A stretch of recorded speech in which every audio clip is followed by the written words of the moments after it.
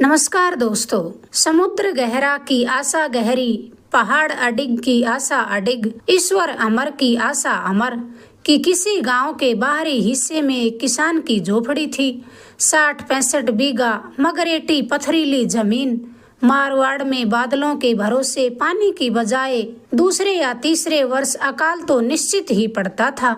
इसी जोखिम से बचने के लिए नासमझ किसान ने एक बनिए से चक्रवर्ती ब्याज पर पैसे लेकर कुआं खोदने का दुस्साहस कर दिया। अब घुटने के बीच दबा बकरा कसाई के हाथ से बचे तो किसान बनिए की कलम से बचता। कुएं में सहजे का पानी, बनिए का कर्ज, पांव के नीचे पथरीली जमीन, आकाश में अविश्वासी बादल, घर में प्रतिवर्ष नया नन्ना मेहमान देने वाली घरवाली और आठों पहर नोचने वाला ठाकुर।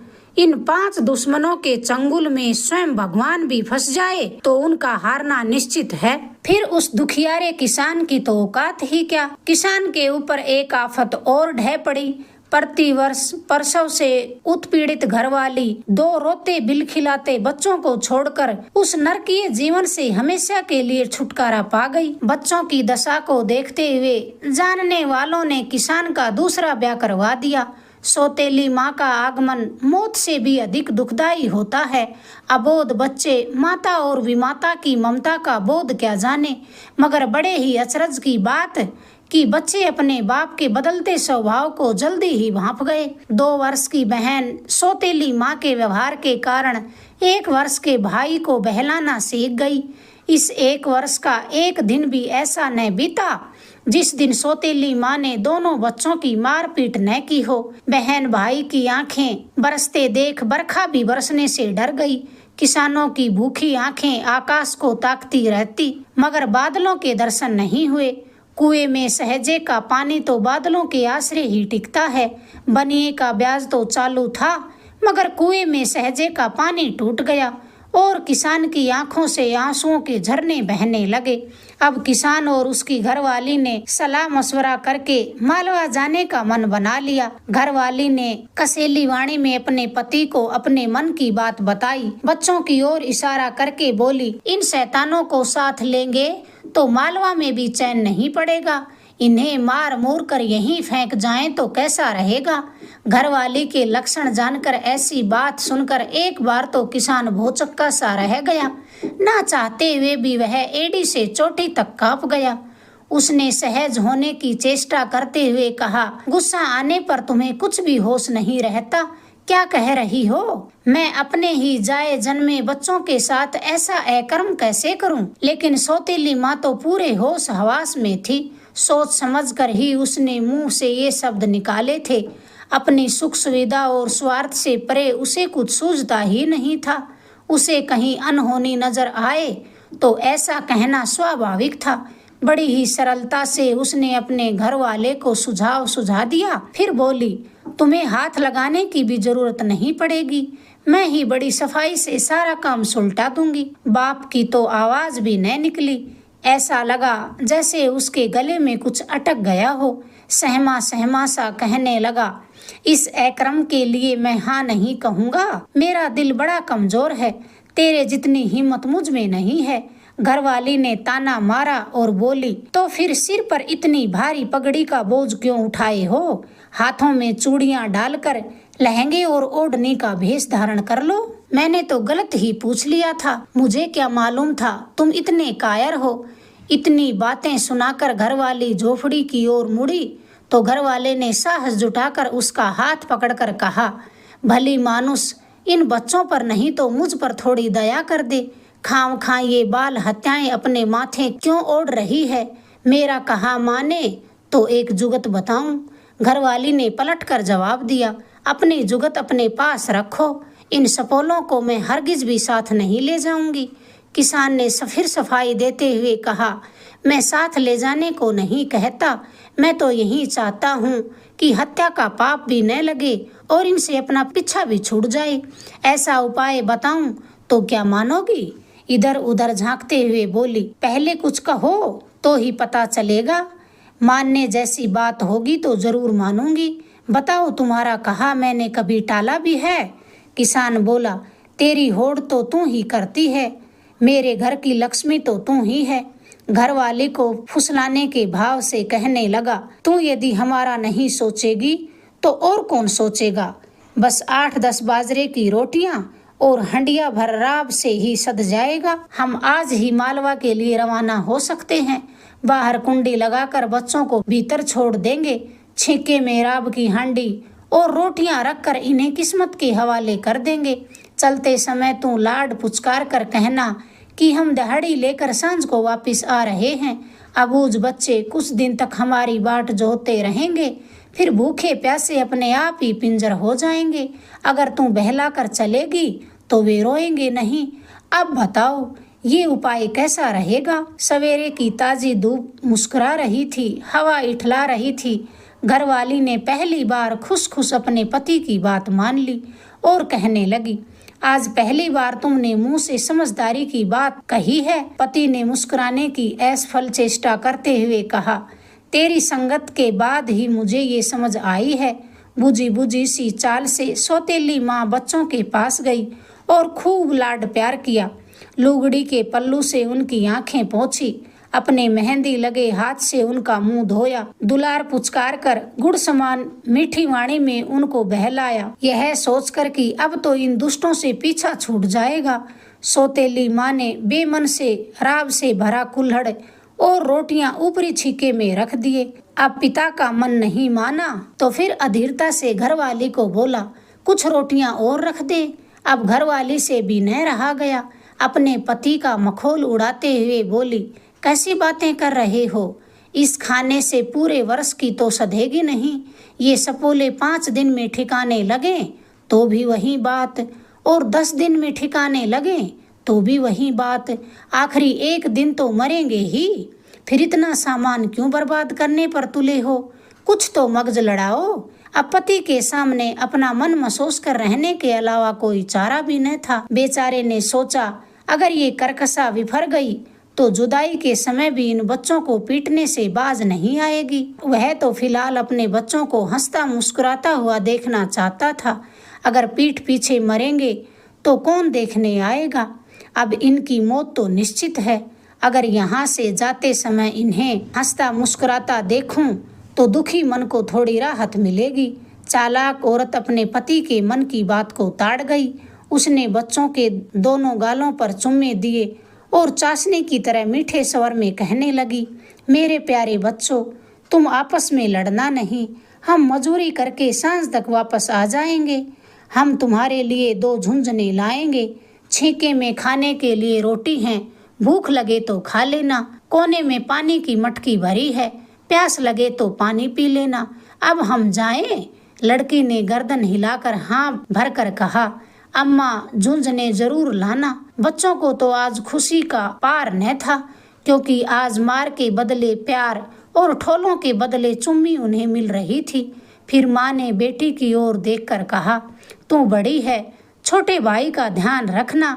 बाहर की कुंडी लगाकर हम जा रहे हैं, सांझ को लौटेंगे। फिर निरी बाप ने भी दोनों बच्चों को गोद में लेकर उनका दुलार किया, बार बार चूमा, मुस्कुराने की चेष्टा की तो उसकी आंखें भर आई, गला रुंध गया। बाप की रंगत बेटी ने देखी, माँ को तुतलाती हुई आवाज में कहने लगी, माँ देखो बापू रो रहे हैं, हमारा सोच करने की क्या जरूरत है।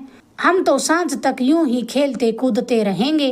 तभी घरवाली अपने पति को बोली, अब इस प्यार को क्यों फिजूल गंवा रहे हो, ज्यादा देर करना ठीक नहीं है। घरवाली की झिड़की सुनते ही पति को चेत हुआ। बच्चों को तत्काल नीचे उतारा और हाथ जोड़कर पत्नी से कहने लगा, भली मानुस 2-4 रोटियां कुछ और रख दे। अब की बार तो वह सचमुच नाराज हो गई। आंखें तरेर कर बोली, इन बेहुदी बातों में क्या धरा है। हमारे पास कुछ रहेगा तो काम आएगा, यहाँ फालतू गंवाने से क्या फायदा। ये झूठा दिखावा मुझे बिल्कुल अच्छा नहीं लगता। अब बाप से भी न रहा गया, दीनता से बोला, तुझे यह झूठा दिखावा लग रहा है? बता, क्या तू अपने जाए जन्मों को इस तरह छोड़ सकती है? घरवाली ने उत्तर देने की तनिक भी देर न की, कहने लगी, ये झूठा दिखावा नहीं तो और क्या है। तू जाए जन्मों को छोड़कर जा ही रहा है। ये तो वक्त वक्त की बातें हैं, जैसी हवा चले वैसी ही ओट लेनी चाहिए। बड़े बुजुर्ग यही सीखते गए हैं, क्या उस पर अमल करना बुरी बात है? फिलहाल पति के लिए घरवाली की बात टालना उसके बस की बात नहीं थी। दोनों ने बाहर निकलकर कुंडी लगाई तो कुंडी की आवाज़ सुनकर बेटी ने जोर से कहा, बापू सांझ को जल्दी आना और झुनझुने जरूर लाना। कभी कभी कंठ से बाहर शब्दों को धकेलना पहाड़ धकेलने के बराबर होता है। बाप ने होठों में कुल बुलाते हुए कहा, हाँ बेटी जरूर लाऊंगा। इतना कहकर दोनों पति पत्नी ने राह ली। घरवाली के सिर पर सामान से भरी टोकरी थी, एक दो गुदड़ी भी रखी थी। थोड़ा आगे चलकर बोली, बोझ तो मेरे सिर पर है, पर तुम्हारे पांव इतनी मुश्किल से क्यों उठ रहे हैं? दो मासूमों को मरने के लिए छोड़ने के बाद बेचारे ने घरवाली को कुछ जवाब न दिया। मन में तो आ रहा था कि बुरा भला कह दे, मगर भय से शरीर में सिहरन दौड़ गई। फिर अपने आप को संभालते हुए कहने लगा, इतनी मेहनत से बनाया कुआ छोड़ने पर मन में टीस तो उठती ही है। घरवाली को तो अब राहत की सांस आई और कहने लगी, मैंने तो सोचा था बात कुछ दूसरी ही है, पर कुएं में पानी ही नहीं आ रहा तो हम क्या करें? यदि कुएं में पानी ही रहता तो अपना गांव क्यों छोड़ते? अब लाचारी जो ना कराए वह थोड़ा। अगले चौमासे हम इन्हीं हाथों से कुआं सींचेंगे, हरी भरी फसल उगाएंगे। पति ने दुखी मन से कहा, हाँ ये तो होगा ही। दुनिया में वक्त बेवक्त सब रुक जाता है, पर आशा नहीं रुकती। ये आकाश आशा के सहारे ही तो टिका है। फिर वह तेज कदमों से घरवाली के पास पहुंचा और कहने लगा, ला ये टोकरी मुझे दे दे, तुम काफी थक गई होगी। पत्नी ने कहा, तुम्हें टोकरी की फिक्र करने की जरूरत नहीं है, बस तेज तेज कदमों से चलते रहो, मैं आसानी से थकने वाली नहीं हूँ। यूं ही दोनों को चलते चलते फिर सांझ हो गई। एक गहरी बरगद की छांव में दोनों आराम करने के लिए बैठ गए। पश्चिम दिशा में हल्के सिंदूरी रंग की लालिमा फैल रही थी। तभी पिता ने अनमने भाव से पूछा, बच्चे हमारी बाट जो रहे होंगे, रात का अंधेरा छाने पर वे जरूर रोएंगे, चिल्लाएंगे। कोई दयावान उनकी पुकार सुनकर उन्हें अपने घर ले जाए तो कैसा सही काम बने। पत्नी को गहरा झटका लगा, मानो किसी जहरीले ततैये ने डंक मार दिया हो। क्षण भर के लिए वह तिलमिला उठी, फिर एक गहरी सांस लेकर बोली, इतनी दूर आने पर भी तुम्हारे मन में बच्चों की टीस उठ रही है? ऐसा ही मोह उमड़ रहा है तो वापिस लौट जाओ, अभी तो कुछ नहीं बिगड़ा। पति ने सफाई देने चाही और कहने लगा, वापिस लौटने की बात मैंने कब कही? मन में बच्चों के विछोह का दर्द उठ रहा है।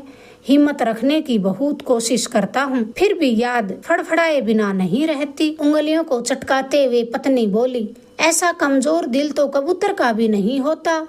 तभी आकाश में टटीरी का जोड़ा टी टी करता हुआ वहां से उड़ता हुआ गया तो पति ने उनकी तरफ इशारा करके कहा, देख ये पक्षी भी अंधेरा होते ही बच्चों के पास जा रहे हैं। पत्नी ऊपर देखे बिना ही बोली, बेचारे पक्षी हैं, इनको आदमी की जरूरतों के बारे में क्या मालूम? इनमें इतनी बुद्धि ही कहाँ है जो दूर की सोचें, भविष्य की सार संभाल कर सके। और तो और ये तो पानी तक भरकर नहीं रख सकते, हर बार प्यास लगने पर पानी की टो में भटकते रहते हैं। आदमी का मगज मिला है तो आदमी की तरह सोचो, समझे? सांझ का धूमिल अंधेरा धीरे धीरे गहराने लगा था और उधर अंधेरा होते ही अटपटी वाणी में भाई ने पूछा, माँ और बापू कब आएंगे? सांझ कब होगी? फिर बहन भाई को पुचकार कर कहने लगी, सांझ तो उनके आने पर ही होगी, उनके आए बिना भला सांझ कैसे हो सकती है? आधी रात ढलने पर भाई ने फिर पूछा, क्या सांझ हो गई? वह भाई को थपथपा कर बोली, अगर सांझ होती तो माँ बापू आ नहीं जाते, अभी सांझ होने में काफ़ी देर है। और फिर उस झोपड़ी में पूरे वर्ष सांझ नहीं हुई। उन बच्चों का अडिग विश्वास था कि अगर सांझ होती तो उनके माँ बाप जरूर आते। छीके में रोटियां और राब थी, मटकी में पानी था, मगर 12 महीनों तक भाई बहन को कोई अभाव महसूस नहीं हुआ। न उन्हें कभी भूख लगी, न उन्हें कभी प्यास लगी। बहन बार बार भाई से कहती, भूख लगे तो मेरे वीर तू रोना मत, छीके में खाना पड़ा है, प्यास लगे तो तरसना मत, मटके में पानी भरा है। पर बहन के लाडले भाई को न कभी भूख लगी, न कभी प्यास लगी और न ही कभी वह रोया। लेकिन वह बहन से बार बार जरूर पूछ लेता कि क्या अब तक सांझ नहीं हुई, और हर बार बहन का यही जवाब होता, कहाँ हुई सांझ? अगर सांझ होती तो माँ बापू घर नहीं आ जाते। पूरे 1 वर्ष भर मौसम आए और चले गए। अब की बार सावन भादों में काले बादल धरती पर ऐसे बरसे कि मानो समुद्र उलट पड़ा हो। दोनों पति पत्नी छलकते मन से अपने गांव लौट रहे थे। बादलों के पानी का परस पाते ही धरती जैसे मुंह बोलने लगी थी। पत्नी की गोद में 2 महीने का बाल गोपाल था। मस्तानी गति से पल्लू के फटकारे देती झोपड़ी के पास पहुंची तो पति ने रूंधे गले से कहा, तेरा दिल बहुत मजबूत है, अब तो दोनों सूख कर कंकाल हो गए होंगे। पहले तू झोपड़ी में जाकर उन्हें बाहर फेंकना, मुझसे तो देखा नहीं जाएगा। अब बस आखिरी बार इतनी सी दया और कर दे तो मैं तेरा एहसान नहीं भूलूंगा। पतिव्रता घरवाली नरम लहजे में कहने लगी, इसमें एहसान की क्या बात है? पति का कहना तो औरत को मानना ही पड़ता है। मुझे तो यूं भी घर का फूस कचरा साफ करना ही है, इसमें हिम्मत जैसी कोई बात नहीं। तुम बाहर ही कन्हैया को गोदी में लेकर खड़े रहना, मैं सारा काम सुथराई से सुलटा दूंगी। तभी दोनों को झोपड़ी के अंदर कुछ फुसफुसाहट की आवाज सुनाई दी। कानों पर यकायक उन्हें भरोसा नहीं हुआ। बाहर कुंडी वैसी की वैसी लगी थी। फिर दोनों सोचने लगे, कहीं झोपड़ी में भूत प्रेत तो नहीं है। तभी माँ कच्ची दीवार से कान लगाकर सुनने लगी तो सचमुच उसे झोपड़ी के अंदर से बच्चे की आवाज सुनाई दी। माँ बापू क्यों नहीं आए? क्या अब तक सांझ नहीं हुई? बहन ने फिर भाई को लाड से कहा, मेरे लाडले भाई, अभी सांझ कहाँ हुई? सांझ होती तो माँ बापू वापिस नहीं आ जाते। तू थोड़ी हिम्मत रख, वे हमारे लिए 2 झुंझुने लाएंगे। फिर भाई हट करने लगा, दोनों झुंझुने मैं लूंगा। बहन ने कहा, हाँ, दोनों झुंझुने तू ही ले लेना। इतना सुना तो माँ के कानों में जैसे किसी ने उबलता तेल उड़ेल दिया हो। बाप भी वहीं खड़ा था, उसे पता ही न चला कि उसे खुशी हुई है या अचरज। उसके बाद तनतनाती माँ ने कुंडी खोली तो खड़खड़ाहट की आवाज सुनकर दोनों भाई बहन खुशी से तालियां बजाते हुए नाचने लगे। सांझ हो गई, सांझ हो गई, माँ बापू आ गए, माँ बापू आ गए, हमारे लिए झुंझुने लाए, हमारे लिए झुंझुने लाए।